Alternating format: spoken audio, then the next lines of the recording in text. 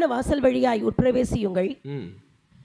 கேட்டுக்கு போகிற வாசல் விரிவும் வழி விசாலமுமாய் இருக்கிறது, அதன் வழியாய் பிரவேசிக்கிறவர்கள் அநேகர். ஜீவனுக்கு போகிற வாசல் இடுக்கமும் வழி நெருக்கமுமாய் இருக்கிறது, அதை கண்டுபிடிக்கிறவர்கள் சிலர். ஆமென். அல்லேலூயா. அல்லேலூயா. வேதம் சொல்லுது, இடுக்கமான வாசல் வழியே நீங்கள் என்ன செய்யுங்கள், உட்பிரவேசியுங்கள். ஆனால் கேட்டுக்கு போகிற வாசல் எப்படி இருக்கிறதாம், வழி விசாலமும் அவ்வளோ பெருசாக இருக்குது. அதனால எப்படி குறுகலான பாதை வழியாய் நாம் போகிறோமோ அப்பொழுது தான் நம்ம என்ன செய்ய முடியும், பரலோக ராஜ்யத்திற்கு செல்ல முடியும் என்று வேதம் சொல்லுகிறது. த நேரோ பாத், குறுகலான பாதை. குறுகலான பாதை அது தேவனுக்கு நேராய் நம்மை நடத்துகிறது. ஆனால் வழி விசாலமான பாதை கேட்டுக்கு நேராய் செல்கிறது. இந்த காலை நேரம் கர்த்தருடைய வார்த்தையின்படி நாம் நெருக்கப்படுகிறோம், நாம் மிகவும் வேதனைப்படுகிறோம். நம்மை சுற்றி பலவிதமான ப்ரெஷர், அதாவது நெருக்கங்கள் இருக்கிறது. இவைகள் எல்லாம் என்ன செய்யறதுன்னா, வேதம் சொல்லுது, நம்மை தேவனுக்கு நேராய் நடத்துகிறது. அல்லேலூயா. ஸோ உங்களுடைய நெருக்கங்கள், உங்களுடைய பாடுகள், உங்கள் வேதனைகள், உங்கள் பிரச்சனைகள், உங்களை சுற்றி நெருக்கி கொண்டிருக்கிற போராட்டங்கள், இவைகள் எல்லாம் நம்ம என்ன செய்கிறதுன்னா அவருக்கு நேராய் நடத்துகிறது. எனக்கு அருமையான தெய்வ பிள்ளைகளை, இந்த பாடுகள் மத்தியில் தான் நம் பரலோகத்துக்கு நேராக போக முடியும். பாடு இல்லைன்னா என்ன செய்ய முடியாது சொல்லுங்கள், பரலோகம் போக முடியாது. ஆமைன்னு சொல்லுவோமா? பாடுகள் இருந்தால் பாடுகளின் மத்தியிலே தான் தேவன் பரலோகத்தை வைத்திருக்கிறார். ஏன்னா நம்ம போன வாரம் பார்த்தோம், கிறிஸ்தவ ஜீவியம் என்பது எப்படிப்பட்டது, தியாகம் செய்வது. அல்லேலூயா. Sacrificial life. தியாகம் இல்லைன்னா நம்ம கிறிஸ்தவங்களாகவே இருக்க முடியாது. பரலோகம் என்பது ஆண்டவர் நமக்காக உருவாக்கி வைத்திருக்கிறார். இந்த பரலோக ராஜ்யத்திற்குள்ளே நம்ம போகிறதுக்கு அந்த பாதை இருக்கு இல்லையா, அந்த பாதை தான், அது எப்படிப்பட்ட பாதை, கொஞ்சம் நெருக்கமான இடுக்கமான பாதை. கானான் தேசத்துக்கு இஸ்ரவேல் ஜனங்கள் போகும் பொழுது அவங்களுக்கு ஒரு ஏர்கிராஃப்ட் வச்சு, இல்லை ஒரு போயிங் வச்சு ஆண்டவர் அவங்கள டம்ப் பண்ணி கொண்டு போய் அப்படியே இதில் எகிப்திலேருந்து கானானுக்குள்ளே இறக்கி விட்டாரா? இல்லை. அங்கே இஸ்ரவேல் தேசத்துக்கு அவர்கள் போவதற்கு எகிப்திலிருந்து அவர்கள் பட்ட பாடுகள், வேதனைகள், அதுக்கடையில் இவர்கள் ஆண்டவரை விட்டு தூரம் போனதுனால நிறைய அடி வாங்கினா. ஆனால் அந்த பாதை முழுவதும் மிகவும் மிகவும் கரடுமுரடானவைகள், மிகவும் வேதனைக்குரியவைகள். அதாவது ஆண்டவர் கொடுத்த ஆசீர்வாதத்தை சுதந்திரித்துக் கொள்வதற்கு நிறைய பாடுகளுக்குள்ளே அவர்கள் என்ன செய்ய வேண்டியிருந்தது, போக வேண்டியது இருந்தது. அதே போலதான் கானான் போலதான் பரலோக ராஜ்யம். எல்லா பாடுகளுக்குள்ளும் ஆண்டவர் நம்ம என்ன செய்வார், நடத்தி கொண்டு போவார். ஆனால் ஒன்று மட்டும் மறந்துடக்கூடாது, இந்த பாடுகளின் மத்தியிலே அவர் நம்மோடு கூட இருக்கிறார். ஒரு அல்லேலூயா சொல்லுங்க பார்க்கலாம். எந்த பாடுகளாக இருக்கட்டும், எந்த வேதனையாக இருக்கட்டும், கர்த்தர் நம்மோடு கூட இருக்கிறார். ஆமென். அதனால் இன்னைக்கு நம்ம பார்க்கிற இந்த வேதனையான சூழ்நிலை, இந்த நெருக்கமான சூழ்நிலை, இவைகள் நம்ம என்ன செய்யறதுன்னா அவருக்கு நேராய் நடத்துகிறது. ஸோ இடுக்கமான வாசல் அப்படின்னா கொஞ்சம் நெருக்கமான பாதை, இதெல்லாம் கர்த்தருடைய சமூகத்துக்கு நேராய் நம்மை நடத்துகிறது. ஸோ அதாவது இந்த வழி விசாலமாக இருக்குன்னு பாருங்கள், ரொம்ப ஃப்ரீயாக இருக்கணும், ரொம்ப சந்தோஷமாக இருக்கணும், இந்த உலகத்தில் எல்லாத்தையும் அனுபவிக்கணும். எப்படி எல்லாத்தையும் அனுபவிக்கணும்? இந்த உலகத்தில் இருக்கிற வரைக்கும் எல்லாத்தையும் நம்ம அனுபவித்து, எல்லாத்தையும் தெரிஞ்சுட்டு, எல்லா சந்தோஷத்தையும் நம்ம எடுத்துகிட்டு போகிறோம்னா த கவுன்சில் ஆஃப் அன்காட்லி, அதாவது ஆண்டவரை அறியாதவன், ஆண்டவருக்கு பிரியமில்லாதவனுடைய ஆலோசனைக்குள்ளே நம்ம போகும்பொழுது அவன் நம்மளை எப்படி தான் கொண்டு போவான்? விசாலமான வாசல் வழியில் தான் நம்மளை கொண்டு போவான். ஐடியா அப்படி தான் கொடுப்பான். கொஞ்சம் ஃப்ரீயாக இருந்துங்க பிரதர், ஈஸியாக வருமானம் வர்ற மாதிரி ஏதாவது சொல்லுங்கள். யாராவது கஷ்டப்பட்டு அப்படியே வேதனைப்பட்டு அப்படி சம்பாதிக்கிறதுக்கு யாராவது ஒத்துக்குவாங்களா? எல்லாமே ஈஸியாக கிடச்சிட்டா அதனோட முடிவு எங்கே தான் போகும்? நரகத்துக்கு தான் போகும். நரகத்துக்கு தான் போகும். அவர் நரகத்துக்கு போகக்கூடாதுன்னு சொல்லி தான் பாடுகளை அவர் என்ன செய்தார்? ஏற்றுக்கொண்டார். நம்ம எல்லாம் பரலோகம் போகணுன்றதுக்காக கர்த்தர் தம்மீது நம்முடைய பாவங்களை என்ன செய்தார்? அதற்கான தண்டனையை அவர் ஏற்றுக்கொண்டார். ஸோ நம்மளுடைய ஆலோசனை, நம்ம தேவனிடத்திலிருந்து நமக்கு ஆலோசனை வேணும். ஏன்னா நல்ல விஷயங்களை சொல்லும்போது அது கஷ்டமாக தான் இருக்கும். காலையில் எந்திரிச்சு ஜெபம் பண்ணுறது, தூக்கத்தை வெறுத்து எந்திரிக்கிறது எவ்வளோ கஷ்டமாக இருக்கும்? அவ்வளோ ஈஸியான விஷயமா? காலையில் 5 மணிக்கு எந்திரிச்சு ஜெபம் பண்ணணும், இல்லை ஆலயத்துக்கு கிளம்பணும் அப்படின்னா அது ரொம்ப ஈஸியான விஷயமா? ரொம்ப சிரமமான காரியம். தூக்கம் நம்மளை என்ன செய்யாது? விடாது. கர்த்தருடைய காரியங்களை செய்வதற்கு சரீரம் ஒத்துழைக்காது. ஒன்று ஆண்டவருடைய வார்த்தை கேட்டு அவருடைய ஆலோசனை கேட்டு ஒருவேளை கஷ்டமாக இருந்தாலும் பரவாயில்ல அப்படி போயிட்டு இருந்தால் அந்த பாதை எங்கே தான் நம்மளை கூட்டிகிட்டு போகும்? பரலோகத்துக்கு நேராக போகும். ஆனால் இதெல்லாம் ரொம்ப கஷ்டமாக இருக்குது, இதெல்லாம் கேட்டு நடக்க முடியாது அப்படின்னா நம்முடைய மாம்சம் விரும்புகிறதை நாம் என்ன செய்யலாம்? ஹலோ, நம்ம மாம்சம் விரும்புகிறது எப்படி இருக்கும்? சந்தோஷமாக இருக்கும் தானே இருக்கும்? இல்லை, மாம்சம் விரும்புகிறது எப்படிப்பா இருக்கும்? கஷ்டத்தை விரும்புமா? விரும்பாது. இல்லை, மாம்சம் எப்படி கஷ்டத்தை விரும்பும்? கஷ்டப்படுறது மாம்சத்துக்கு பிடிக்காது. அதிகாலை ஜெபத்துக்கு எழும்புறது பிடிக்காது. உபவாசம் இருக்கிறது மாம்சத்துக்கு என்ன செய்யாது? பிடிக்காது. தேவனோடு உள்ள உறவு நம்ம சரீரத்துக்கு என்ன செய்யாது? பிடிக்காது. ஆண்டவருக்கு அடுத்த காரியங்களை செய்வதற்கு மனம் வராது. கர்த்தருடைய சித்தம் நிறைவேற்றுவதற்கு ஒப்பு கொடுப்பதற்கு நமக்கு நம்முடைய இருதயம் இடம் கொடுக்காது. ஏன்னா நாம் விசாலமான பாதையிலே போவதற்கு தான் நாம் என்ன செய்கிறோம்? ஆஸ் அ கிறிஸ்டியன் நம்ம செலக்ட் பண்ண வேண்டியது என்ன தெரியுமா? நம்ம சாய்ஸ் எது தெரியுமா? சொல்லுங்க. நெருக்கமான பாதை. அல்லேலூயா. நெருக்கமான பாதைன்னா ஒரே ஒரு அல்லேலூயா தான் வருது.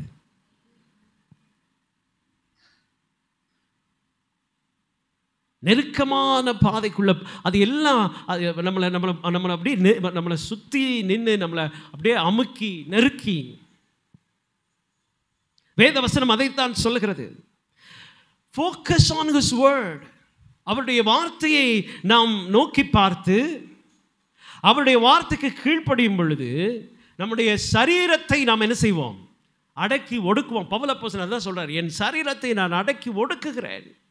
எதுக்காகனா நான் குறுகிய பாதை வழியாய் போக விரும்புகிறேன். ரொம்ப எல்லாமே ரொம்ப எலாபரேட்டாலாம் இருக்காது. எங்கேயுமே வசதி கிடைக்காது. எல்லா இடத்துலையும் நம்ம எதிர்பார்க்குற மாதிரி இருக்காது. கர்த்தர் அப்படி செய்யவும் மாட்டார். பாடுகளுக்குள்ளே நாம் போக வேண்டியிருக்கும். சபை மிகவும் மிகவும் கவனமாக இருக்க வேண்டும். மனவாட்டியாகிய சபையை ஆண்டவர் என்ன செய்கிறாரு? ஆயத்தப்படுத்தி கொண்டிருக்கிறார். இந்த ஆயத்தம் ரொம்ப போட்டு அப்படியே நம்மளை வசதியாலாம் இருக்காது. எல்லா இடங்களிலும் ஆண்டவர் நம்மை செதுக்கி எடுப்பார். அவருக்கு ஏற்ற மனவாட்டியாய் நாம் என்ன செய்ய வேண்டும்? சொல்லுங்க. எல்லா பக்கமும் அடி விழுகும். எல்லா பக்கமும் இல்லை, ஒரு சிற்பி சிலையை செதுக்கும் போது எப்படி எல்லாம் போட்டு உளியை வச்சு அடித்து சுத்தியில் வச்சு அடித்து அதை எப்படி ஷேப் கொண்டு வரான் இல்லையா? அதே போல தான் சபையை கர்த்தர் என்ன செய்கிறார்? ஷேப்புக்கு கொண்டு வரார். ஒரு ஆமீன் சொல்லுங்க பார்க்கலாம். ஆண்டவருக்கு பிரியமாக வாழ்கிற வாழ்க்கை தான் பரலோகத்துக்கு நேராக நம்மளை கொண்டு போகும். நம்ம பரலோகம் போகிறதுன்றது இது வந்து ஏதோ கற்பனை கதை கிடையாது. ஆண்டவர் சொன்ன வாக்குத்தத்தங்கள் எப்படி உண்மையோ அவர் சொன்ன வார்த்தைகளும் உண்மை. அவர் சொன்னால் நிச்சயம் நிறைவேற்றுவார். அதனால தான் ஆண்டவராக இயேசு கிறிஸ்து பரலோகத்துக்கு எடுத்து பரமேறும் பொழுது வானத்திலிருந்து ஒரு சத்தம் வந்தது, கலிலேயராகிய மனுஷரே, நீங்கள் வானத்தை ஏன் அண்ணாந்து பார்க்கிறீர்கள்? உங்கள் மத்தியிலிருந்து உங்கள்கிட்ட எப்படி அவர் ஏறி போனாரோ அப்படியே வருவார். ஆண்டவர் வரும்போது யாரெல்லாம் ஆயத்தமாக இருக்கிறார்களோ அவர்களை ஆண்டவர் என்ன செய்வார்? அழைத்து கொண்டு போவார். எனக்கு அருமையான தெய்வ பிள்ளைகளே, கர்த்தருடைய சித்தம் செய்வதற்கு இன்றைக்கு ஆட்கள் மிகவும் குறைவு. தேவ சித்தத்தை நிறைவேற்றுகிற ஆண்டவருடைய இருதயத்தை அறிந்த மனிதர்கள் ரொம்ப கம்மி. கிறிஸ்டியானிட்டி வந்து இப்போ எப்படி ஆயிடுச்சுன்னா, இட்ஸ் an என்ஜாய்மெண்ட், ரெக்ரியேஷன். சபை எப்படி ஆயிடுச்சு? Search is a recreation centre. Search is become a recreation centre. காலையில் ஆராதனைக்கு வந்துட்டா ரொம்ப அங்கே போய் ஒரு 2 மணி நேரம் என்ன செய்யலாம்? ஆடி பாடி சந்தோஷமாக, நல்ல விஷயம் தான், ஆடலாம் பாடலாம், தப்பில்லை. ஆனால் கிறிஸ்தவம் என்பது, பரிசுத்த வாழ்க்கை என்பது எப்படி இருக்குன்னா, அது வந்து ஒரு ஒரு ஒரு நெருக்கத்திற்குள்ளே, நெருக்கமான பாதை வழியாக என்ன செய்ய வேண்டும்? அப்படி போனோம். எல்லாத்துலேயும் ஒரு ரெஸ்ட்ரிக்ஷன் ஆண்டவர் கொடுப்பார். இப்படி தான் வாழணும்னு இருக்குது. எப்படியும் வாழணும்னு இல்லை, வேதம் அப்படி அதுக்கு இடம் கொடுக்கல. நம்முடைய பரிசுத்தத்தை நாம் என்ன செய்ய வேண்டும்? காத்துக்கொள்ள வேண்டும். அல்லேலூயா. மாம்சம் விரும்புறது எல்லாத்தையும் செய்கிறதுக்கான இடம் நம்முடைய வேதாகமத்தில் இல்லை. நான் நினைக்கிறதெல்லாம் செய்கிறதுனா பரலோகம் போக முடியாது. பரலோகம் போகிறதுன்னா அது வந்து ஏதோ நம்ம இஷ்டத்துக்கு இருந்துட்டு அப்படியே போன உடனே அங்கே போய் அவர்கிட்ட போய் மோசே சொல்கிற மாதிரி அந்த இதில் கூட, படியில் கூட நான் என்ன செஞ்சுக்கிறேன்? உட்காந்துக்கிறேன். அப்படி சொல்ல முடியுமா? படியிலெல்லாம் உட்கார முடியாது. ஒரு இவர் சீர்காழி இயேசு பிரகாசம் ஒரு பாட்டு பாடியிருப்பார்.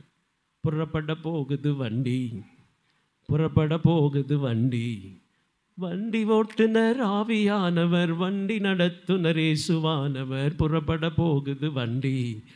என்ன, பஸ் கிளம்ப போதான், கிளம்ப போயிடுச்சு. கிளம்பிடுச்சுன்னா பஸ்ஸோட கதவை என்ன செஞ்சிடும்? ஆமாம், அடைச்சிடுவார் ஆண்டவர். அதுக்கப்புறம் யாரும் என்ன செய்ய முடியாது. நோவா காலத்தில் அப்படி தான், எல்லாரும் ரொம்ப லெத்தாஜிக்காக இருந்தாங்க. இவர் பிரசங்கம் பண்ணிகிட்டே இருக்கார். நோவா, எப்பா மனம் திரும்புங்க, என்ன ஜலப்பிரளயம் வரப்போகுது. அதுக்கு தான்ப்பா இந்த பெரிய பேழையை நான் என்ன செய்திருக்கேன், செஞ்சிட்ருக்கேன். அதை கண்ணு முன்னாலே வச்சுருக்காரு ஆண்டவர். பேழையை காமிக்கிறாரு. இதையும் பார்த்துட்டு அதில் வேலை செய்கிறவனு செஞ்சுட்டே இருக்கான். என்னெல்லாம் செய்யணுமோ செஞ்சுட்டு அக்கிரமமும் செஞ்சுட்டே இருக்கான். எனக்கு அருமையானவர்களே, இன்றைக்கு அவருடைய பிள்ளைகள், ஆண்டுடைய பிள்ளைகளுடைய நிலைமை எப்படி தான் இருக்குது? பாவம் செய்து கொண்டே இருக்கிறான். ஆனால் பேழைக்கு வேலைக்கும் என்ன செய்கிறான்? வர்றான். இதையும் செய்கிறான், அதையும் செய்கிறான். நோவா பிரசங்கம் பண்ணிட்டே இருந்தார். ஒரு நாள் கர்த்தர் என்ன செய்தார்? வானத்தின் மதகுகளை திறந்தார். பூமியின் ஆழங்கள்லேருந்து தண்ணி வந்தது. எல்லா ஜனங்களும் அழிக்கப்பட்டார்கள். ஓடி வந்து கதறுகிறார்கள், நோவா உன் பேழையோட கதவை என்ன செய்ய தர. பேழையோட கதவை திறக்கிறது யார் கையில் இருக்குது? ஆண்டவர். சரி, நேனா ஆண்டவர் நோவா கையில் சாவியை கொடுக்கல. கொடுத்துருந்தா கூட நோவா என்ன செஞ்சுருப்பார்? திறந்து விட்டுருப்பா. ஐயோ, நம்ம பக்கத்து வீட்டுக்காரன், நம்ம கூட ரொம்ப பழகினவன், ஐயோ பக்கத்து வீட்டுக்காரனாக இருந்தால் பரவாயில்ல, நம்ம சொந்தக்காரனாக ஆகிப்போச்சு அப்படின்னு சொல்லி நம்ம கதவை திறந்து விட்டுருவாருன்னு சொல்லி ஆண்டவரே என்ன செஞ்சிட்டார்? அடைச்சிட்டு போயிட்டார். எனக்கு அருமையான தெய்வ பிள்ளைகளே, கர்த்தருடைய வருகை நாளில் அப்படிதான் ஆண்டவர் நெருக்கமான பாதை வழியாய் நாம் பிரவேசிக்க வேண்டும் என்று விரும்புகிறார். அப்படிப்பட்டவர்கள் தான் வருகையில் என்ன செய்ய முடியும்? போக முடியும். பாடுகளின் மத்தியிலே தான் பரலோக ராஜ்யம். தேவனுடைய சித்தத்தை நிறைவேற்றுகிற அப்படிப்பட்ட ஒரு இருதயம். ஏன்னா இந்த மாம்சமும் நம்முடைய ஆசை இச்சைகளும் நம்மளை என்ன செய்யாது? அதை செய்ய விடாது. அது வந்து எப்பயுமே விசாலமான பாதைக்குள்ளே தான் நம்மளை கொண்டு போகும். மாம்சம் எப்பயுமே நம்மளை எப்படி நெருக்கமான பாதைக்குள்ளே என்ன செய்யாது? கொண்டு போகாது. ஒருவேளை நீங்கள் படுகிற இந்த பாடுகள், உங்களுடைய வியாதி ஒருவேளை உங்களுக்கு ஒரு நெருக்கமாக இருக்கலாம். உங்களுடைய பலவீனம் உங்களை நெருக்கி கொண்டிருக்கலாம். அல்லது உங்களுடைய கடன் பிரச்சனைகள் ஒருவேளை உங்களுக்கு கொடுக்கப்பட்ட நெருக்கமாக இருக்கலாம். இதனால நம்ம ஆண்டவருக்கு பின்னால் போக முடியல, இதனால நான் என் மாம்சம் என்ன சொல்லுதோ அதை கேட்டுட்டு தான் போகிறேன் அப்படின்னா, மாம்சத்தின்படி நாம் என்ன செய்யக்கூடாது, முடிவெடக்கூடாது. ஆவிக்கேற்றவர்களாய் கர்த்தருடைய வார்த்தையின்படி தான் நாம் என்ன செய்ய வேண்டும், முடிவுகளை எடுக்கணும். அல்லேலூயா. இது ரொம்ப கடினமான உபதேசம். நிறைய பேர் இதை கேட்கவே முடியாது. ஆனால் ரொம்ப கடினமாக இருக்குது, வேண்டாம், கொஞ்சம் ஈஸியானது ஏதாவது சொல்லுங்கள். இடுக்கமான வாசல், பரலோக ராஜ்யம் ரொம்ப ஈஸி கிடையாது. நிறைய பேர் என்ன நினச்சிக்கிறாங்க, ரட்சிக்கப்பட்டோம், சரி பாப்பா மன்னிப்பு வந்துச்சு, ஞானஸ்நானம் எடுத்துட்டோம், அதுக்காக ஞானஸ்நானம் எடுத்துருவோம், வேகமாக எடுத்துட்டா எங்கே போயிடலாம், ஞானஸ்நானம் எடுத்தால் பரலோகம் போயிடலாமா? வேதம் அப்படி தான் சொல்லுது, ஜலத்தினாலும் ஆவியினாலும் பிறவாவிட்டார் தேவனுடைய ராஜ்யத்தை பிரவேசிப்பதில்லை. ஆனால் அதை எடுத்து சில பேர் ஒரு லைசன்ஸ் மாதிரி நினச்சிக்கிறது. எது? ஞானஸ்நானத்தை ஒரு லைசன்ஸ், அதை எடுத்து வச்சிட்டோம்னா என்னைக்கா இருந்தாலும் என்ன செஞ்சிடலாம், பரலோகத்துக்கு போயிடலாம். அது எடுத்து வைக்கிறதுக்கு என்ன, அது என்ன ஆதார் கார்டா? எடுத்து வச்சுட்டா நம்ம போயிடலாம்? அது கிடையாது. வேதம் சொல்லுகிறது, நீ இடுக்கமான பாதை வழியாய் பிரவேசிக்க உனக்கு மனசு இல்லைன்னா உனக்கு எங்கே இல்லை, பரலோகத்தில் இடம் இல்லை.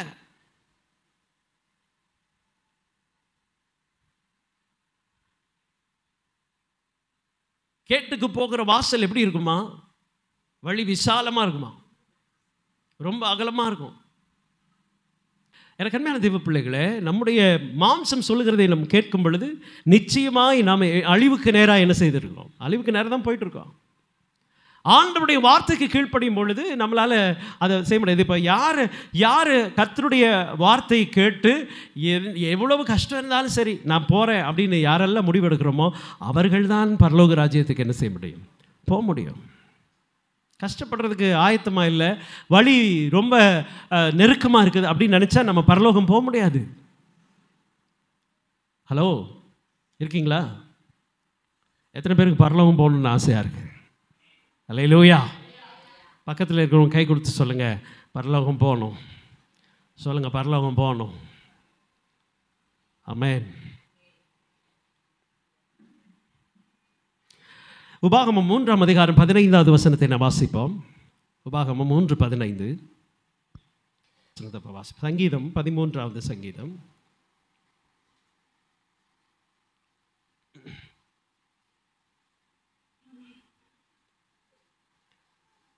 3வது வசனம். என் தேவனாகிய கர்த்தாவே, நீர் நோக்கி பார்த்து எனக்கு செவி கொடுத்தருளும். நான் மரண நித்திரை அடையாதபடிக்கு என் கண்களை தெளிவாக்கும். என் கண்களை தெளிவாக்கும். கர்த்தாவே, என் கண்களை தெளிவாக்கும். எனக்கு எது தேவை, எனக்கு எந்த பாதை சரியாக இருக்கும் என்பதை நான் உணர்ந்து கொள்ள என் கண்கள் என்ன செய்யட்டும், தெளிவாகட்டும். எனக்கு அன்பான தெய்வ பிள்ளைகளே, ஆண்டவருடைய சமூகத்தில் நாம் ஒவ்வொரு நாளும் கேட்க வேண்டியது அதுதான். ஆண்டவரே, நான் எதை தெரிந்து கொள்ள வேண்டும்? ஒருவேளை நம் பாடுகளுக்கு மத்தியிலே சென்று கொண்டு இருக்கலாம், நம் வேதனைக்குள்ளே இருக்கலாம், நாம் குழப்பத்தில் இருக்கலாம், பலவீனத்தில் இருக்கலாம், போராட்டத்தில் இருக்கலாம், நாம் செய்வது யாருக்கும் பிடிக்காமல் இருக்கலாம். ஆண்டவர் பேசும் பொழுதே அவரை கொலை செய்ய நினைத்தார்கள். ஆண்டவராக இயேசு கிறிஸ்து அவர் பரலோக ராஜ்யத்தை குறித்து பேசினார், ஆனால் அவரை கல்லறிய நினைத்தார்கள். யாராவது ஆண்டவரை ஏற்றுக்கொண்டாங்களா? வாங்க, ரொம்ப ரொம்ப வரவேற்றார்களா? தேவையோடு இருக்கிற ஜனங்கள் மாத்திரம்தான். மற்றவர்கள் எல்லாம் ஆண்டவருக்கு விரோதமாக இருந்தார்கள், ஆண்டவருக்கு அகெயின்ஸ்டாக தான் வேலை பார்த்தாங்க. அது யாரும் அவரை ஏற்றுக்கொள்ள மனதாக இல்லை. இவைகள் எல்லாம் நடக்கும். ஒருவேளை நீங்கள் ஆண்டவருக்கு உண்மையாக இருந்தால் உங்கள் வீட்டாரே உங்களுக்கு எதிர்ப்பாக இருப்பார்கள். நீங்கள் ஆண்டவருக்கு பயந்து நடந்தால் உங்களை சுற்றி இருக்கிற ஜனங்கள் உங்களை ஏற்க மறுப்பார்கள். ஐயோ, இவ்வளோ இதாக இருக்கே, என்னடா இவங்கெல்லாம் நம்ம இப்படி பண்ணுறாங்களே, பேசாமல் நம்ம ஏதோ வித்தியாசமாக இருக்குமோ. நீங்கள் உண்மையை பேசி பாருங்கள், உண்மையாக நடந்து பாருங்கள், யாராவது உங்களை ஏற்றுக்குவாங்களா? எந்த மரம் கனி கொடுக்குதோ அந்த மரத்துக்கு தான் கல்லறி அதிகமாக. நம்ம யாருக்கும் பிரச்சனையே இல்லாமல் போயிடலாம். நிறைய பேருக்கு அதான் நினைப்பேன், ஊரோட ஒத்து வாழ்ந்துருவோம், எந்த பிரச்சனையும் இருக்காது. நிம்மதியாக போயிடலாம். யாரும் நம்மளை எதுவும் சொல்ல மாட்டாங்க. ஆனால் சத்தியத்தை சத்தியமாய் நாம் பேசும் பொழுது நமக்கு சுற்றிலும் நெருக்கம் என்ன செய்யும்? வரும். இந்த பாதை தான் எங்கே கூட்டிகிட்டு போகும் சொல்லுங்கள்? பரலோகம் போகும். எந்த நெருக்கமும் வரக்கூடாது, எந்த பிரச்சனையும் வரக்கூடாது. ரொம்ப ஜென்டிலாக அப்படி போயிட்டே இருக்கணும் அப்படின்னு நினச்சா நேராக ஜென்டிலாக போகலாம். நல்லா சுகமாக போய் நேராக அது எங்கே தான் முடியும்?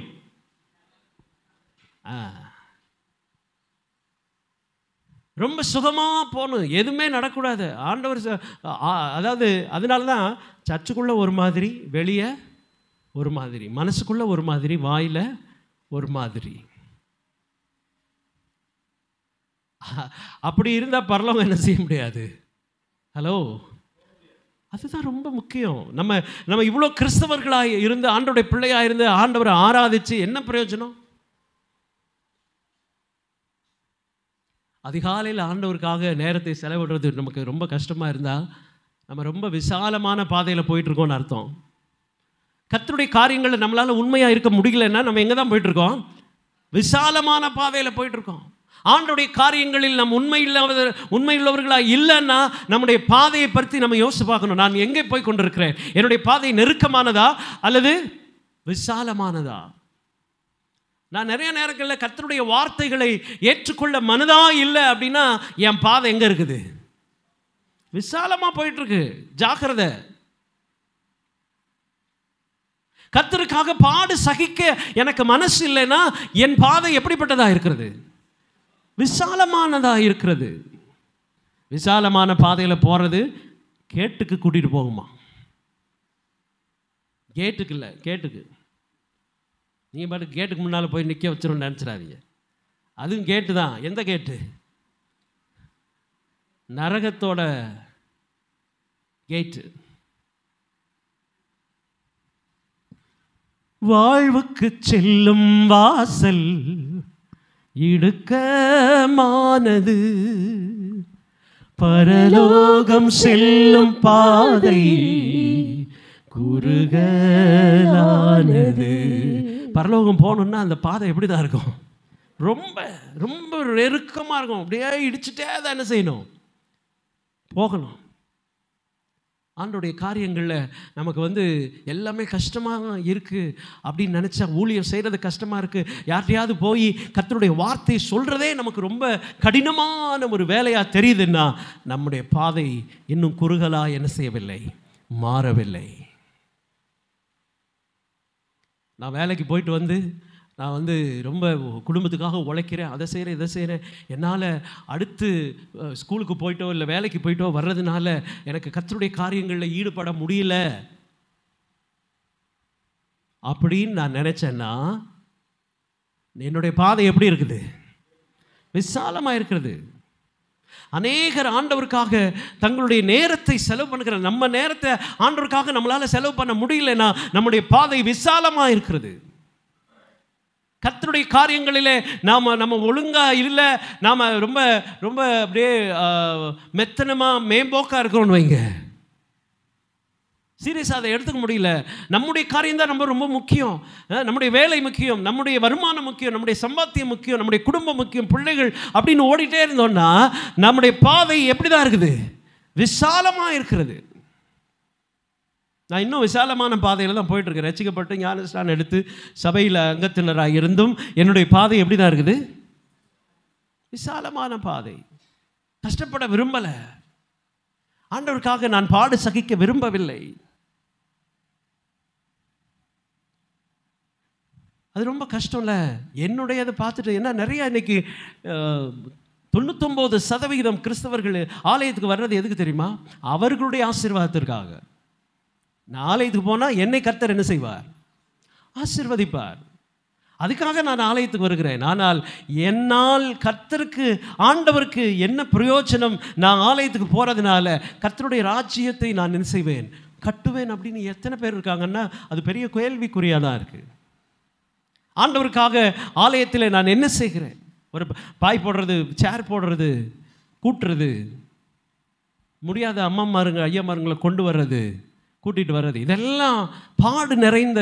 ஏன்னா ஒரே நேரம் இருக்காது. நான் இப்போ அவங்கள யாருக்கும் நான் உதவி செய்யலைன்னா நானும் என் மனைவி பிள்ளைகளும் என்ன செய்யலாம்? ரொம்ப டைமுக்கு கரெக்டாக கிளம்பி வந்துடலாம்.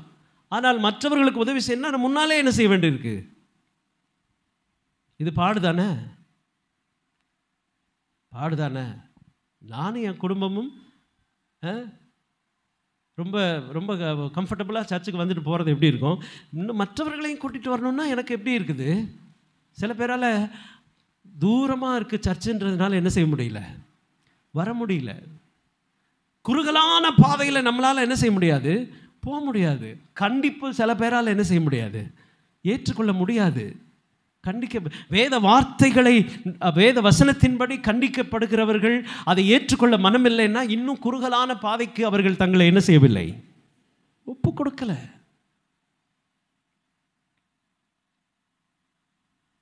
கர்த்தருடைய வார்த்தைக்கு கீழ்ப்படுகிறது தான் நாம் சரியான பாதையில் போயிட்டு இருக்கோம்னு அர்த்தம். இன்னும் எனக்கு அதெல்லாம் பிடிக்கல, என்னை கண்டிக்கிறாங்க, என்னை திட்டுறாங்க. நீங்கள் வேதத்தை படித்து பாருங்கள். கிட்டத்தட்ட 50% வேதத்தில் 50% இன்ஸ்ட்ரக்ஷன்ஸ் தான் இருக்கும். அறிவுரைகள் ஆண்டவர் சொல்லிட்டே இருப்பார். நீ எங்கே உட்காரணும், எங்கே உட்காரக்கூடாது. 1ஆம் சங்கீதம் வாசித்து பாருங்க. 1ஆம் சங்கீதம் 1வது வசனத்தை வாசிங்களேன். 1 துன்மார்க்கனுடைய ஆலோசனையில் நடவாமலும் பாவிகளுடைய வழியில் நில்லாமலும் பரியாசக்காரர் உட்காரும் இடத்தில் உட்காராமலும். எப்படி சொல்றாரு பாருங்க. இதெல்லாம் இன்ஸ்ட்ரக்ஷன் சொல்லிட்டே இருப்பார். கர்த்தருடைய சித்தத்தை நிறைவேற்றுவது என்பது அது ரொம்ப ரொம்ப ஈஸியான வேலை கிடையாது. இட் இஸ் ஹார்ட், ரொம்ப கடினம். அவர் சித்தத்தை நிறைவேற்றுவது ரொம்ப கடினம். அவருடைய விருப்பத்தை நிறைவேற்றுவது ரொம்ப கடினம். அப்படியே அப்படியே போகிற போக்கில் செய்ய முடியாது. அதுக்கு ரொம்ப பொறுமை வேணும். ஆண்டவருடைய வார்த்தைக்கு கீழ்ப்படிந்து உண்மையாக இருக்கிறது. மோசையை பார்த்து ஆண்டவர் சொன்னார், என் வீட்டில் எங்கும் உண்மை உள்ளவன். ஆண்டவர் எப்படி சொன்னார்னா ஒரே நாளில் சொல்லலை. ஏன்னா திங்கக்கிழமை அவருடைய வார்த்தையை கேட்டுட்டு செவ்வாய்க்கிழமை நம்ம மாம்சத்தை கேட்டு போயிடுவோம். அப்புறம் புதன்கிழமை ஜெபம் பண்ணி வியாழக்கிழமை சரியாகி வருவோம், வெள்ளிக்கிழமை வேறு பக்கம் போயிடுவோம். அப்புறம் சனிக்கிழமை எப்படியாவது உபவாசம் போட்டு திரும்ப ஞாயிற்றுக்கிழமை ஆராதனைக்கு எப்படியாவது சரி பண்ணி வரணுமேன்னு வந்துடுவோம். அடுத்து ஆலயத்தை விட்டு வெளியே போன உடனே நம்ம வேலையை பார்த்துருவோம். ரொம்ப ரொம்ப கடினமான காரியங்களை நம்மளால் என்ன செய்ய முடியாது, செய்ய முடியாது. இப்போல்லாம் அந்த காலத்தில் ஆலயம் எப்படி இருக்குன்னா ஒரு பயபக்திக்குரிய இடமா இருக்கும். ஆராதனை இப்போ நாங்களாம் 9 மணிக்கு ஆராதனைனா 9 மணிக்கு தெய்வ சமூகத்துக்கு முன்னால் உட்காந்துருவோம். எங்கள் அப்பா சொல்லுவார், 8:30 மணிக்கு நீ அங்கே இருக்கணும். 9 மணி ஆராதனைக்கு எத்தனை மணிக்கு இருக்கணும்? 8:30க்கு நீ அங்கே இருக்கணும்னு சொல்லுவார். 8 மணிக்கெலாம் நாங்கள் அங்கே போயிடுவோம். எல்லா வேலையும் செஞ்சுட்டு அங்கே முழங்கால போட்டு ஜெபம் பண்ணுவோம். இப்போ இப்போ என்டர்டெயின்மெண்ட் சென்டர் ஆயிடுச்சா? சபை எப்படி ஆயிடுச்சு? ரொம்ப என்டர்டெயின்மெண்ட் கொடுத்தது. நம்ம எப்படினாலும் இருந்துக்கலாம், எப்படினாலும் இருந்துக்கலாம். போவோம், பாடுவோம், கைதட்டுவோம், ஜாலியாக இருந்துட்டு எதுவுமே சொல்லக்கூடாது. இன்னைக்கு இருக்கிற கிறிஸ்தவர்கள் எப்படி தானே 99% எப்படி இருக்குன்னா எதுவுமே சொல்லக்கூடாது. எந்த கஷ்டமும் வேதத்தின்படி நீங்கள் கண்டிக்காதீங்க. ஒன்று மட்டும் சொல்லுங்கள், கர்த்தர் எங்களை எப்படி ஆசீர்வதிப்பார், அதை மட்டும் சொல்லுங்கள். ஹலோ, சபை எங்கே போயிட்டுருக்கு பாருங்க. அது கிடையாது கிறிஸ்தவம். பாதை நெருக்கமானது தான் என்னது கிறிஸ்தவம். பாடுகளுக்குள்ளே போக நமக்கு விருப்பம் இல்லைன்னா நம்ம எப்படி இல்லை, சரியான பாதையில் இல்லை, பரலோகம் போவே முடியாது. அவர் வரும்போது நாம் என்ன செய்வோம்? அப்போ தான் என்ன வாங்குறதுக்கு போவோம். 5 கன்னிகைகள் ரெடியாக இருந்தாங்க, ஆனால் 5 பேர் என்ன பண்ணிட்டாங்க? அப்போ மணவாளன் வர்றாரு, உடனே போய் என்ன வாங்க போவோம்? கதவு அடைக்கப்பட்டது. ஆண்டவருக்காக எந்த கஷ்டமுமே படாதவனை பற்றி அவர் கவலை கிடையாது, போடான்றார், அவ்வளோதான். கிறிஸ்துவுக்காக பாடு சகிக்கணும். ஏன் ஆதி அப்போஸ்தலர்கள் தங்கள் பாடுகளை சந்தோஷமாக ஏற்றுக்கொண்டார்கள். பவுல் சொல்றாரு, நான் ரொம்ப சந்தோஷப்படுறேன், கிறிஸ்துவ நிமித்தம் பாடுபடுகிறதை நான் அவ்வளோ ஒரு ஸ்லாக்கியமாக எண்ணுறேன் அப்படின்றாரு. சிறைச்சாலைக்குள்ளே போகிறதே அவங்களுக்கு ரொம்ப சந்தோஷமாக இருந்துச்சு. அங்கே போய் என்ன செஞ்சாங்க? நம்மளாக இருந்தால் என்ன பண்ணியிருப்போம்?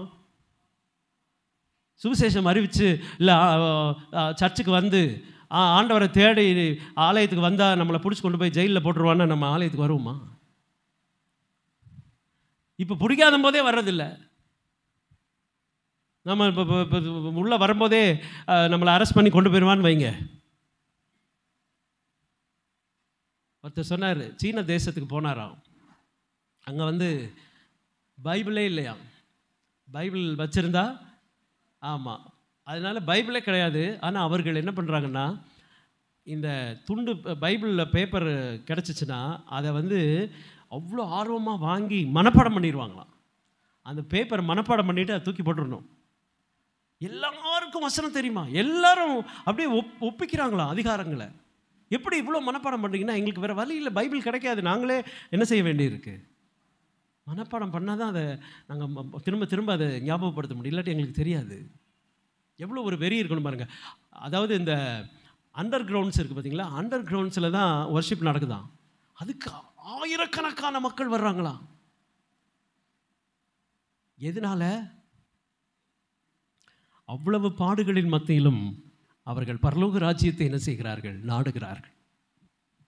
நம்ம இப்போ ரொம்ப விசாலமாக இருக்கிறதுனால நம்ம என்ன செய்கிறதில்ல, அது தேடுறதே இல்லை. எனக்கு அருமையான தெய்வ பிள்ளைகளை, நம்முடைய நேரத்தை ஆண்டவருக்கு என்று ஒதுக்கி, நம்முடைய பணத்தை ஆண்டவருக்கு ஒதுக்கி, நம்முடைய பொருட்களை ஆண்டவருக்கு ஒதுக்கி, எப்போ எத்தனை கஷ்டங்கள் பாடுகள் இருந்தாலும் கர்த்தருடைய காரியங்களை நாம் எப்பொழுது நிறைவேற்ற ஆயத்தமாக இருக்கிறோமோ அப்பொழுது தான் நம்ம குறுகிய பாதை வழியாக என்ன செய்கிறோம், பயணித்து கொண்டிருக்கிறோம். நான் குறுகிய பாதையிலே போக என்னை அர்ப்பணிக்கும் பொழுது அந்த காரியங்கள் எல்லாம் ஆண்டவர் மற்றதெல்லாம் ஆண்டவர் பார்த்துக்குவார். நான் இருந்து என் பிள்ளைக்கு சொல்லிக் கொடுக்குறத விட அவர் என்ன செய்வார், அதிகம் தந்தருள்வார். எத்தனை பேருக்கு அந்த விசுவாசம் இருக்குது? நிறைய பேர் ஈவினிங் மீட்டிங்க்கு வர்றதே இல்லை. ஈவினிங் ஊழிய வச்சா, சாயங்காலம் ஊழிய வச்சா வர்றதில்லை. ஏன்னா பிள்ளைகள் படிக்கணும்,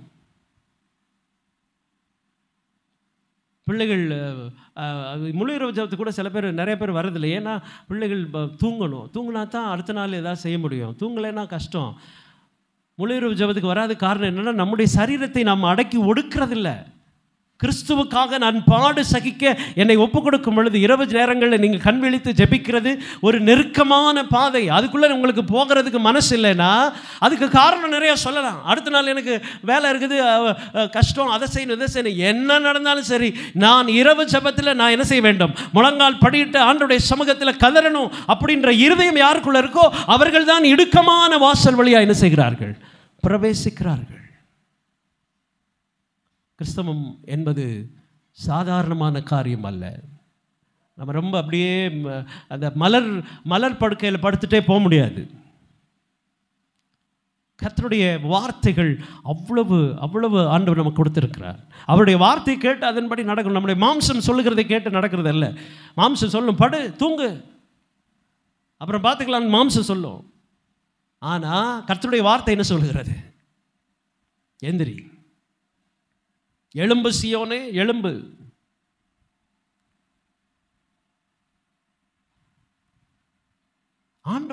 ஆண்டவருடைய சித்தம் நிறைவேற்றுவது என்பது சாதாரண விஷயம் அல்ல. எனக்கு அருமையான தெய்வ பிள்ளைகளே, யோவான் 14ஆம் அதிகாரம் 6வது வசனத்தில் கர்த்தர் சொல்லுகிறார், வாசிங்கள் 14:6.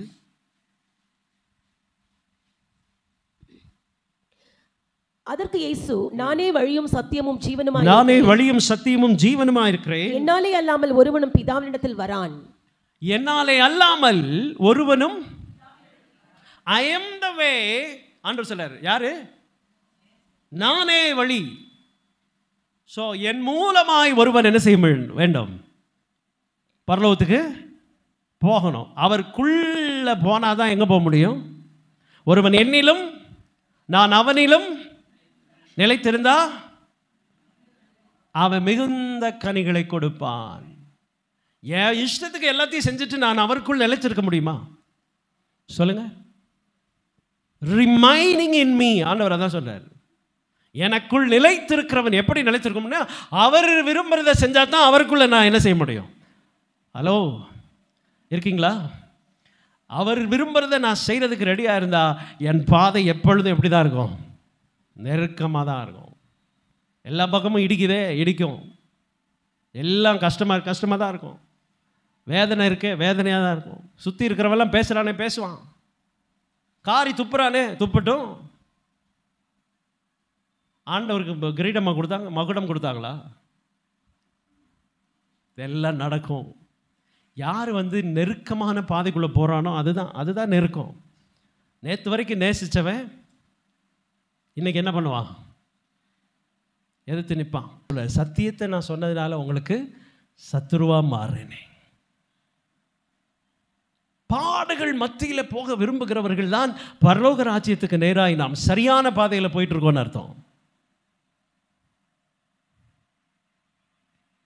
அது இல்லைன்னா நம்ம ஏதோ அட்டண்டன்ஸ் போட்டுட்ருக்கோன்னு அர்த்தம். நாங்களும் இருக்கோம், எப்படியாவது என்ன செய்ய எங்களை கொஞ்சம் பார்த்துக்கோங்க, அது கிடையாது. 38 வருஷம் வியாதியுள்ள ஒருத்தன் இருந்தானா, அவன் எங்கே உட்காந்துருந்தான்? அதை பெதஸ்தா குளத்தில் உட்காந்துருந்தான். ஆண்டவர் வந்தார். அவன் அப்படியே பார்த்துட்டே இருக்கான். இந்த ஒரு மேஜிக் வாட்டர் இருக்குது, அது கலங்கினா நாங்கள் என்ன செஞ்சிடும்? சுகமாயிடுவோம். ஆண்டவர் கேட்குறார், நீ சுகமாக விரும்புறியா? அவன் 38 வருஷமாக அதை தான் நினச்சிட்ருக்கான். நான் இறங்குறதுக்கு முன்னால் வேற ஒருத்தன் போய் என்ன செஞ்சிடறான்? இறங்கிடுறான்.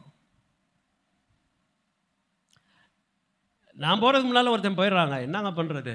அவர் சொல்கிறாரு, நீ என்ன செய், ரைஸ் அப். ஆண்டவர் sir, rise up and take your bed and கோ.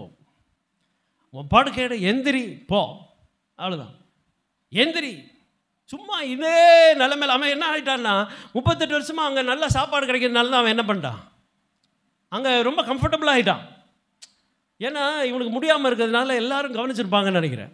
சரி, நல்ல சாப்பாடு கிடச்சிருக்கும், நம்ம நிம்மதியாக அங்கே பெட்டை போட்டு அம்பாடுக்கு படுத்து செட்டில் ஆகிட்டான். அவனுக்கு சுகத்தை பற்றிலாம் கவலை இல்லை. 38 இல்லை, 48 வருஷம் ஆனாலும் அவன் என்ன செய்வான்? அங்கே தான் இருப்பான். ஆண்டவர் வந்தார், எந்திரிப்பா, உன் பழைய நிலைமையில் நீ என்ன செய்யாத, அப்படியே உட்காந்துட்டே இருக்காத. இது உன்னை என்ன செய்யாது? சுகப்படுத்தாது. ஆண்டவர் சொல்லுவான், படுக்கை எடு. உன் புத்தி மாறணும், உன் நிலைமை மாறணும், உன் எண்ணம் மாறணும். அவர் விரும்புகிறதை செய்வதற்கு ஆண்டவர் சொன்னார், எந்திரி, கெட் அப், ரைஸ் அப். ஆண்டவர் சொன்னார், எந்திரிப்பா, கிளம்பு. எனக்கு அருமையான தெய்வ பிள்ளைகளே, இதுவரைக்கும் நம்ம இருக்கிறது ரொம்ப சொஃபிஸ்டிகேட்டடாக இருக்கலாம். நம்ம ரொம்ப சுகத்தை அனுபவித்து கொண்டு இருக்கலாம். கிறிஸ்தவத்துக்கு வந்ததுக்கப்புறம் ரொம்ப சுகமாக இருப்போம். நம்ம ஆண்டவர் எல்லாத்தையும் செய்வார், ஆண்டவர் எல்லாம் கொடுப்பார். அதுக்காக ஆண்டவர் கொடுக்க மாட்டார் இல்லை. கர்த்தர் ஆசீர்வதிப்பார், கர்த்தர் நம்மை நடத்துவார், நம்ம விரும்புகிறதெல்லாம் ஆண்டவர் தருவார். ஆனால் நீங்களும் நானும் பாடுகளை சகிக்க ஆயத்தமாக இருந்தார். இதெல்லாம் பெருசு இல்லை, பரலோக ராஜ்யம் ரொம்ப முக்கியம். அல்லேலூயா, அல்லேலூயா. பரலோகம் போகாத கிறிஸ்தவ ஜீவியம் எதுக்கு? வேஸ்ட் இல்லை. பரலோகம் போகாத இந்த ரட்சிப்பு வேஸ்ட் இல்லையா? கடைசி வரைக்கும் இப்படி இருந்து என்ன பிரயோஜனம்? ஆண்டவர் வரும்போது கைவிட்டார்னு வைங்க. நான் நெருக்கப்பட என்னை ஒப்பு கொடுக்கும் பொழுது, குறுகிய பாதையில் நான் போவதற்கு என்னை அர்ப்பணிக்கும் பொழுது, ரோமர் 6ஆம் அதிகாரம் 23வது வசனத்தை வாசிப்போம். ரோமர் 6:23. பாவத்தின் சம்பளம் மரணம், தேவனுடைய கிருபை வருமோ நம்முடைய கர்த்தராகிய இயேசு கிறிஸ்துவினால் உண்டான நித்திய ஜீவன். நித்திய ஜீவன், நித்திய ஜீவனை பெற்றுக்கொள்ள வேண்டுமானால் இந்த உலகம் பாவத்தை நம்ம கண்களுக்கு முன்னால் கொண்டு வரும். தவறு செய்வது, பாவம் செய்வது ரொம்ப ரொம்ப இன்பத்தை கொண்டு வரலாம். பாவம் நமக்கு ஒரு சந்தோஷத்தை கொடுக்கலாம். பாவம் நம்மளை திருப்திப்படுத்தலாம். எனக்கு அருமையான தெய்வ பிள்ளைகளை, ஆனால் அதன் முடிவு மரணம். வேதம் சொல்லுது, அவருடைய கிருபையை சார்ந்து குறுகலான பாதைக்குள்ள நாம் போவதற்கு நம்ம ஒப்பு கொடுப்போம். பரலோகம் போவது என்பது ரொம்ப ரொம்ப ஈஸியான விஷயம் இல்லை. பரலோக ராஜ்யத்தை சென்றடைவது மிகவும் கடினமான ஒரு பாதை. எனக்கு அருமையான தெய்வ பிள்ளைகளே, நாம் நெருக்கப்படுவதற்கு, நம்முடைய கஷ்டங்களின் மத்தியிலும் அவருக்கு உண்மையாய், நம்முடைய பாடுகளின் மத்தியிலும் அவருக்கு உண்மையாக, நிறைய சாக்கு போக்கு சொல்கிறதில்லை. எனக்கு இப்படி ஒரு வேலை இருந்துச்சு அதனால நான் வரல, எனக்கு இப்படி ஒரு கஷ்டம் பாடு இருந்தது அதனால நான் ஆண்டவர் காரியத்தில் சரியாக இருக்க முடியல, இப்படி இருந்ததுனால நான் அப்படி இருந்துட்டேன், அதெல்லாம் இங்கே செல்லாது. உன் பாடுகளின் மத்தியிலும் அவருக்கு எந்த அளவுக்கு நீ உண்மையாக இருக்கிறாயோ அதுதான் உன்னுடைய பரலோக ராஜ்யத்துக்கு நேரான ஓட்டம். எத்தனை பேர் உங்களை பாடுகளின் மத்தியில் கர்த்தருக்கு ஒப்பு கொடுக்க ஆயத்தமாக இருக்கிறீர்கள்? கண்களை மூடி தெய்வ சமூகத்தில் நம்ம அர்ப்பணிப்போம். எல்லாரும் கண்களை மூடி கர்த்தருடைய சமூகத்தில் ஒப்பு கொடுத்து, ஆண்டவரே இந்த பாடுகளின் மத்தியிலும் எங்களை உம்முடைய சமூகத்தில் ஒப்பு கொடுக்கிறோம் அப்பா.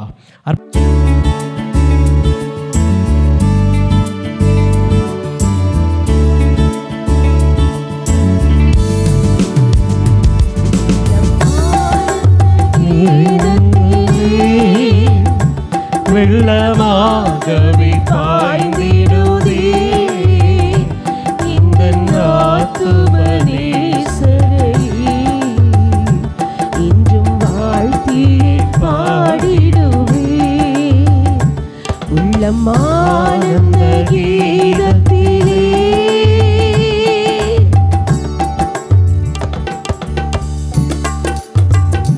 பாவபாரம் நிறைந்தவனாய் பல நான் அலைந்தேன், அந்த பார சிலுவையிலே எந்தன் பாரங்கள் சுமந்தவரே. பாவபாரம் நிறைந்தவனாய் பல நாட்களாய் நான் அலைந்தேன், அந்த பார சிலுவையிலே எந்தன் பாரங்கள் சுமந்தவரே. உள்ளம் ஆனந்த கீதத்திலே வெள்ளமாகவே பாய்ந்திடுதே எந்தன் ஆத்துமனேசரையே, இன்றும் வாழ்த்தி பாடிடுவே உள்ளம் ஆனந்த கீதத்திலே.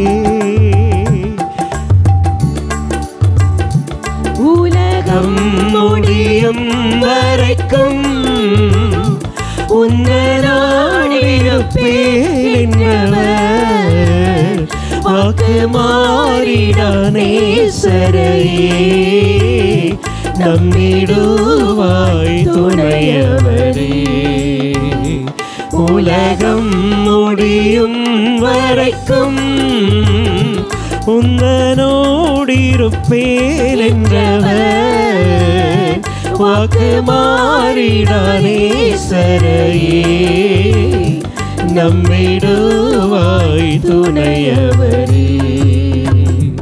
உள்ளம் ஆனந்த கீதத்திலே வெள்ளமாகவே பாய்ந்திடுதே எந்தன் ஆத்துமனேசரையே, இன்றும் வாழ்த்தி பாடிடுவே உள்ளம் ஆனந்த கீதத்திலே. ஆமென். கிருபையானவர்களே, வழி மிகவும் குறுகலானது, இந்த பாதை கடினமாயிருக்கிறது என்று சொல்லி நாம் விசாலமான பாதைக்கு, நம்முடைய மாம்சம் விரும்புகிறதை, நம்முடைய எண்ணங்கள் சிந்தைகள் விரும்புகிறதை செய்வதற்கு நம்மை ஒப்பு கொடுப்போமானால் பரலோக ராஜ்யத்தை விட்டு, பரலோக ராஜ்யத்துக்கு செல்லும் பாதை விட்டு நாம் விலகி இருக்கிறோம் என்பது மிகவும் உண்மை. எனக்கு அருமையான கர்த்தருடைய சபை அவருடைய வருகைக்கென்று ஆயத்தப்பட வேண்டும். மணவாளன் வரும்போது மணவாட்டியாய் கரை துறையற்றவர்களாய் அவருக்கு முன்பாக நிற்கும் பொழுது மாத்திரமே அவரோடு கூட செல்ல முடியும். எவ்வளவு பெரிய கூட்டம் என்பது முக்கியம் அல்ல, நாம் எப்படிப்பட்டவர்களாய் இருக்கிறோம் என்பதுதான் முக்கியம். இந்த கால வேளையில் அப்படியே நம்மை ஒப்பு கொடுத்து, நான் பாடுகளை சகிப்பதற்கு, பாடுகளின் மத்தியிலே பரலோக ராஜ்யத்தில் வந்தடைவதற்கு, என் நெருக்கங்களில் குறுகலான பாதைக்குள்ள என்னை ஒப்பு கொடுக்கிறேன்னு சொல்றவங்க எல்லாம் உங்க கைகளை உயர்த்தி ஆண்டவர்கிட்ட காட்டு. ஆண்டவரே, என் பாதை எவ்வளவு குறுகலாக இருந்தாலும் உடைய பரலோக ராஜ்யத்தை வந்து அடைவது மாத்திரமே என்னுடைய நோக்கம். கரங்களை கீழே போட்டுக்கொள்ளும். சர்வ வல்லவர் அவர் தினமும் ஒவ்வொரு நாளும் நம்மை நடத்துகிறவராய் அவருடைய கரங்களில் ஒப்பு கொடுப்போம். அவருடைய வார்த்தைக்கு கீழ்ப்படிந்து மாம்சத்தை மேற்கொண்டு அவருடைய சித்தம் நிறைவேற்றுவதற்காக நம்மை முழுவதும் அவருடைய கரங்களில் கொடுப்போம். பரிசுத்த பிதாவே, உம்முடைய திருக்குமாரனாகிய இயேசுவின் நாமத்தினாலே எங்கள் ஒவ்வொருவரையும் தாழ்த்தி உம்முடைய கரங்களில் ஒப்புக் கொடுக்கிறோம். விசேஷமாக கைகளை உயர்த்தின ஒவ்வொரு பிள்ளைகளையும் கர்த்தர் நீர் கண்ணோக்கி பாரும். இடுக்கமான வாசல் வழியாய் பிரவேசிக்க அவர்கள் தங்களை அர்ப்பணித்திருக்கிறார்கள் அப்பா. பாடுகளோ, பிரச்சனை, வேதனை, பலவீனம், கஷ்டம், நெருக்கம், நிந்தை, அவமானம் எல்லாவற்றின் மத்தியிலும் உமக்காக உண்மையாய் ஓட தங்களை அர்ப்பணித்திருக்கிற இந்த பிள்ளைகளை கர்த்தர் நீர் ஆசீர்வதிப்பீராக. ஆண்டவரே, எந்த கஷ்டமும், எந்த பாடு, எந்த பிரச்சனையும் இருக்கக்கூடாது. எல்லாமே ரொம்ப சுலபமாக கிடைக்கணும், எல்லாம் ரொம்ப வசதியாக இருக்கணும். அப்படிப்பட்ட எண்ணம் இருக்கிறவர்கள் பரலோக ராஜ்யத்துக்குள்ள வரவே முடியாது. அப்படிப்பட்ட எண்ணங்களை ஒவ்வொருவரையும் விட்டு கர்த்தர் நீர் எடுத்து போடுவீராக. உமக்காக எல்லாவற்றையும் செய்ய, எல்லாவற்றையும் சகிக்க, தொடர்ந்து உமக்கு பின் செல்ல கர்த்தர் இந்த பிள்ளைகளுக்கு கிருபை செய்யும்படியாய் ஜெபிக்கிறோம். ஒவ்வொருவரையும் உடைய கரத்தில் தாழ்த்தி ஒப்புக் கொடுக்கிறோம். வருகிற நாட்களில் கர்த்தருடைய பரிசுத்த ஆவியானவர் தொடர்ந்து அவர்களை நடத்துங்க. உம்முடைய பாதையில் நீர் கரம் பிடித்தவர்களை அழைத்து செல்லும்படியாய் ஜெபிக்கிறோம். சத்துரு ஆண்டவரே அவர்களை திசை திருப்பாதபடி, ஆண்டவரே இந்த உலகமும் மாம்சமும் அவர்களை பின்னுக்கு இழுக்காதபடி, தேவ சித்தம் நிறைவேற்றுவதற்கு தங்களை ஒப்புக் கொடுக்க கர்த்தர் கிருபைதார். வந்திருக்கிற ஒவ்வொரு பிள்ளைகளையும் கர்த்தர் ஆசீர்வதித்து அனுப்பும். உடைய கிருபை பெருகட்டும். இயேசுவின் நாமத்தில் கேட்கிறோம் எங்கள் நல்ல பிதாவே. என் ஆத்துமாவே கர்த்தரை ஸ்தோத்திரி, என் முழு உள்ளமே பரிசுத்த நாமத்தை ஸ்தோத்திரி. என் ஆத்துமாவே கர்த்தரை ஸ்தோத்திரி, அவர் செய்த சகல வாரங்களை மறவாதே. ஆமென். நம்முடைய கர்த்தராகிய இயேசு கிறிஸ்துவின் கிருபையும் பிதாவாகிய தேவனுடைய அன்பும் பரிசுத்த ஆவியானுடைய அந்யோன்யமும் சமாதானமும் சந்தோஷமும் நம் அனைவரோடும் இன்றைக்கும் என்றைக்கும் சதா காலங்களிலும் தங்கியிருப்பதாக. ஆமென், ஆமென். அல்லேலூயா, அல்லேலூயா, அல்லேலூயா. ஸ்தோத்திரம், எல்லாருக்கும் ஸ்தோத்திரம். God bless. God bless.